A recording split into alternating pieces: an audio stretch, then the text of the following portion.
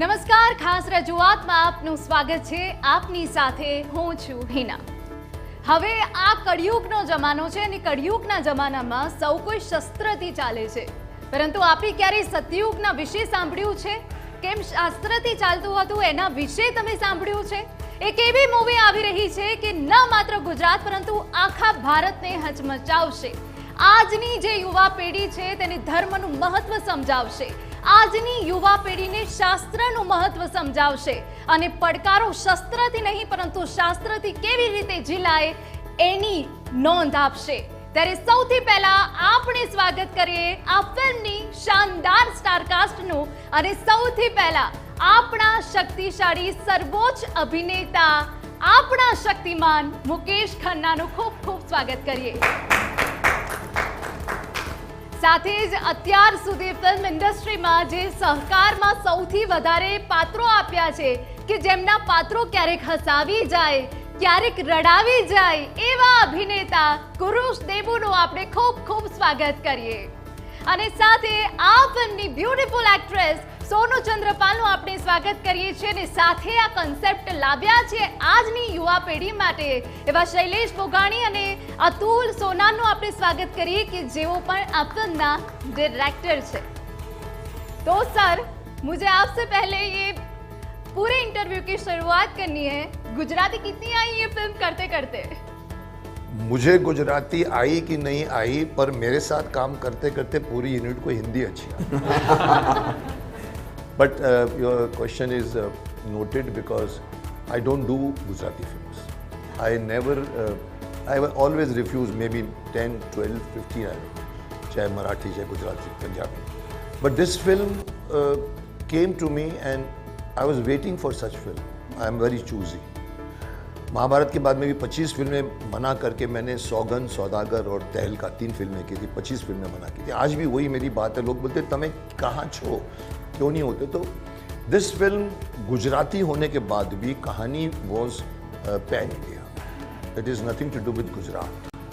You very nice, he nicely told us about Upendra Trivedi. I have seen टोमी नवेज, या मराठी में था, और एक उनका हूँ तो नथी का एक प्ले था उपेंद्र त्रिवेदी. उस ज़माने से मैंने प्रवीण जोशी को भी देखा है. मैं गुजराती समझ लेता हूँ, पर परफॉर्म करने के लिए मुझे डिफ़िकल्ट होता है कि मैं गुजराती में डायलॉग कैसे मारूँ. I am known for dialogues, but this film said you are only speaking in Hindi. मैंने कहा वेरी गुड, चलिए उड़ते. बिल्कुल सर, गुजराती में आपकी फर्स्ट डेब्यू फिल्म है विश्व गुरु. इतनी खास आपके लिए क्यों है? देखिए, हमारा देश विश्व गुरु था, है और रहेगा. आज का 2020 में अगर किसी को पेट में दर्द होता है तो वो फोन विकीपीडिया को पूछता है मेरे पेट में दर्द है, क्या करूँ? You know, in that we forgot that we are vishwa guru. And I like the concept because through this concept we are telling the people that we are.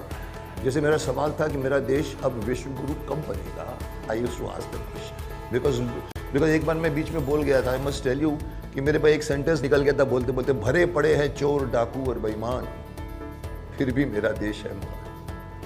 So that is what I want some film to, and they gave me a role. I'm a bureau chief.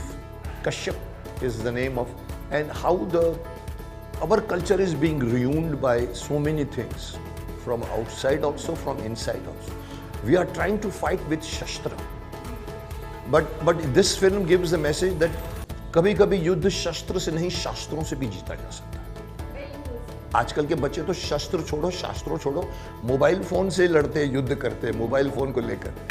So that's why it interested me. They convince me. And मैं बार बार don कॉर्ली और Marlon Brando का dialogue मारता हूँ. ही used to say I will make him an offer he can't refuse. मैं बोलता हूँ you make me an offer I can't refuse. So they made me an offer I couldn't refuse and I am doing this film. बिल्कुल. Guru sir, आपसे सवाल है कि अब तक आपने जितने कैरेक्टर किए हैं, लोगों को हंसाया है, रुलाया है, इस फिल्म में आपका कैरेक्टर क्या है? વિશ્વગુરુમાં મને એકદમ યુનિક કેરેક્ટર મળ્યો. હું રઘુ કાકાનું કેરેક્ટર કરું છું, જે હીરોનો પીએ છે. એટલે મારો જે રોકી બાબા હીરો છે એમનો હું પીએ બન્યો છું, અને it's just like a relationship like father and son. કારણ કે બચપનથી મેં એમને ઉછેર્યો છે, કારણ કે એમના જે ડેડી છે એ વિદેશ યાત્રા પર ઘણા જાય છે, એટલે એક બોન્ડ છે.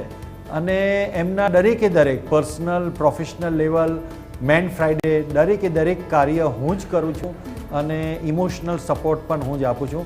આવું કેરેક્ટર મને પહેલાં મળ્યું ન હતું અને મારે માટે આ કેરેક્ટર ઘણું ચેલેન્જિંગ હતું. અને પહેલા દિવસે મને અતુલ સર અને શૈલેષ સરે ગાઈડ કરેલો, જે મેં કેરેક્ટર પ્રિપેર કરીને આવેલો હતો, પણ એમની જે સ્ક્રિપ્ટની રિક્વાયરમેન્ટ હતી તે પ્રમાણે મારે કેરેક્ટર પરફોર્મ કરવાનું હતું. એટલે નેચરલી એમના ઇનપુટ પ્રમાણે મેં કેરેક્ટર એક્ઝિક્યુટ કર્યું અને લકીલી નેક્સ્ટ ડે સેઝ કે yes you are on the track, character બરાબર જઈ રહેલું છે, એનો ગ્રાફ બરાબર જઈ રહેલું છે.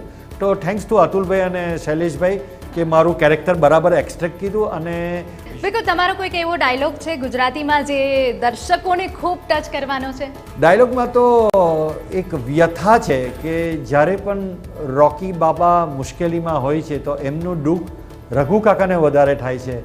કે રોકી બાબાનો જે એક વ્યથા ચાલી રહેલી છે, એક અંતરયુદ્ધ એના જે મનમાં ચાલી રહેલું છે, તો રઘુ કાકા વિચારે છે કે મારા રોકી બાબાને આ અકસ્માત પછી શું થઈ ગયું સમજ નથી પડી. પણ Rocky Baba is just like a mystery after the accident. બિલકુલ. સૌરભજી, આ ફિલ્મ એટલી ખાસ છે કેમ કે સર્વોચ્ચ અભિનેતા આ ફિલ્મમાં છે. આપના માટે આ ફિલ્મ કેટલી ખાસ છે? આ ફિલ્મ મારા માટે ખરેખર બહુ ખાસ છે. હું હંમેશા એવા પ્રોજેક્ટ સિલેક્ટ કરવાની કોશિશ કરતી હોઉં છું કે જે ડિફરન્ટ હોય. તો આ ફિલ્મમાં ખાસ એ છે કે આ ફિલ્મ જસ્ટ એન્ટરટેનમેન્ટ નથી. It's not only entertainment. આ ફિલ્મ છે ને લોકોમાં એક જાગૃતતા લાવવા માટે, એમને એક મેસેજ લાવવા માટેનો એક સારો એવો પ્રયાસ છે, એવું કહી શકાય આપણે.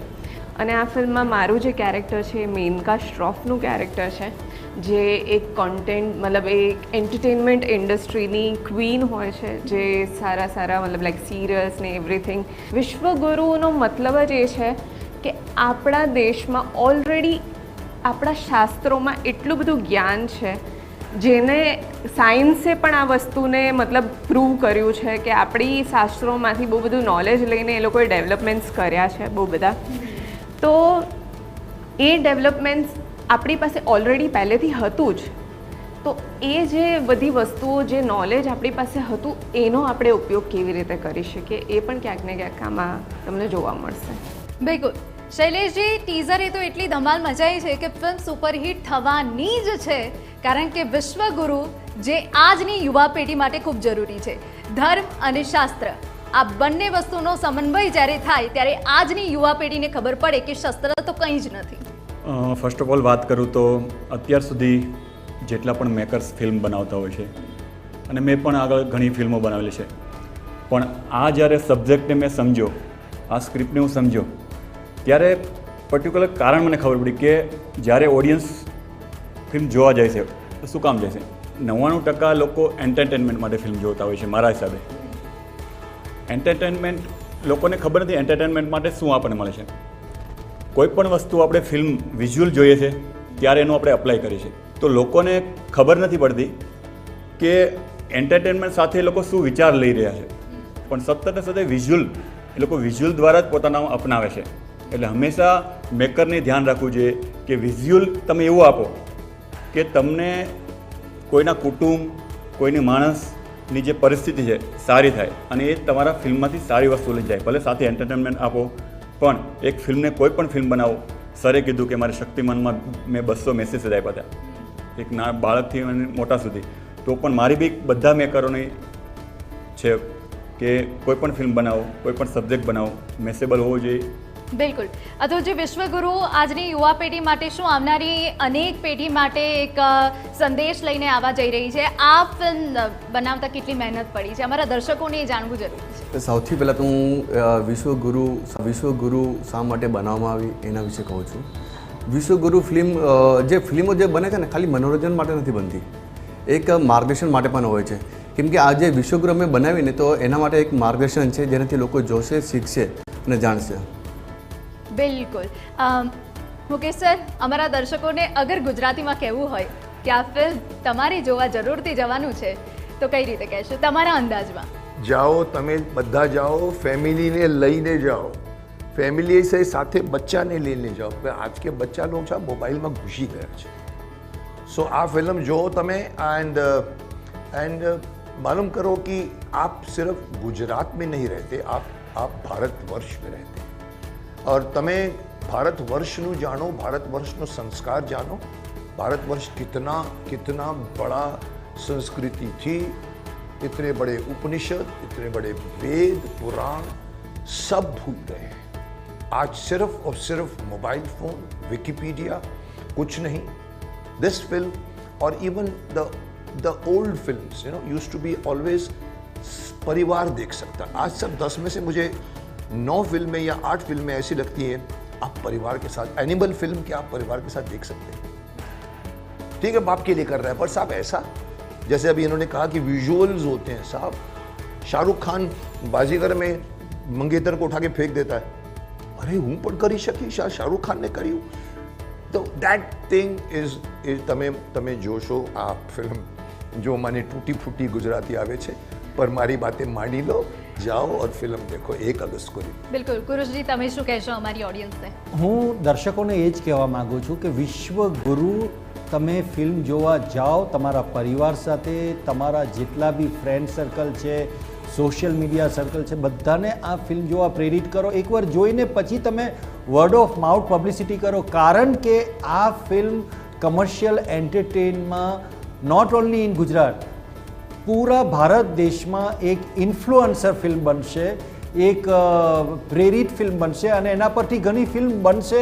તો મારી એક જ રિક્વેસ્ટ છે, ઘણી સારી કમર્શિયલ એન્ટરટેનમેન્ટ ફિલ્મ છે, વિથ તમે કંઈ સમથિંગ શીખીને ઘેરે જશો, કંઈ સારા પોઝિટિવ વાઇબ્રેશન લઈને જશો। આ પિક્ચરમાં જે બી નેગેટિવિટી છે એ શસ્ત્ર અને શાસ્ત્રનો જે એક ડિફરન્સ કર્યો, એ શાસ્ત્રોના મંત્રોથી તમે પ્રભાવિત થશો અને તમારી લાઈફમાં કદાચ એક નવું પ્રકરણ ચાલુ થશે। તમે એક પોઝિટિવ વાઇબ્રેશનમાં ભારતીય સંસ્કૃતિમાં પ્રમાણે તમે એક જીવવાની નવી શૈલી શરૂ કરી શકશો। વિશ્વગુરુ ફિલ્મના પ્રોડ્યુસર સતીશ પટેલ આપણી સાથે જોડાયા છે। સતીશજી, અત્યાર સુધી અનેક કન્સેપ્ટ પર ફિલ્મ બની છે, સામાજિક બની છે, પારિવારિક બની છે, વિશ્વગુરુ આપ લઈને આવ્યા છો જેમાં શાસ્ત્રનું મહત્વ છે। આ ફિલ્મ બનાવવા પાછળનું કારણ શું? આ વિશ્વગુરુ ફિલ્મને એક અભિયાન સમજીએ છીએ, જે દેશવ્યાપી અભિયાન છે અને આવનારા સમયમાં વિશ્વવ્યાપી બનીને રહેશે। કહેવાય છે કે યુદ્ધ તો ઘણા બધા સરહદ પર થાય છે, પરંતુ એક યુદ્ધ એવું છે જે શસ્ત્રથી નથી લડાતું, એ યુદ્ધ શાસ્ત્રથી લડવામાં આવે છે। અને જ્યારે આંતરિક યુદ્ધ લડવાનું આવે ત્યારે શસ્ત્રની જરૂર નહીં પડે, ખાસ શાસ્ત્રની જરૂર પડે। માટે હું ફરીથી કહું છું કે આપણો ભારત દેશ વિશ્વગુરુ હતો, છે અને રહેશે। માટે આ એક જન આંદોલન છે, ફક્ત ફિલ્મ નથી, જેને આપણે ગુજરાતથી લઈને ભારતના દરેક કોના સુધી અમે આ ફિલ્મ લઈને જવાના છે। બિલકુલ, જો વિશ્વગુરુની આટલી શાનદાર સ્ટારકાસ્ટે વાતોથી જ લોકોના દિલ જીતી લીધા હોય તો પછી શું વાત કરવી। આપ તમામનો ખૂબ ખૂબ આભાર। તો જે રીતે આજની પેઢી શસ્ત્ર ઉગામે છે ને, તો કંઈ જ સારું નથી થતું। એક વખત શાસ્ત્રને પણ અપનાવીને જુઓ, જો તમારું જીવન સારું ના થાય, સરળ ના થાય તો પછી કહેજો, પરંતુ એના માટે તમારે જોવી પડશે વિશ્વગુરુ। નમસ્કાર।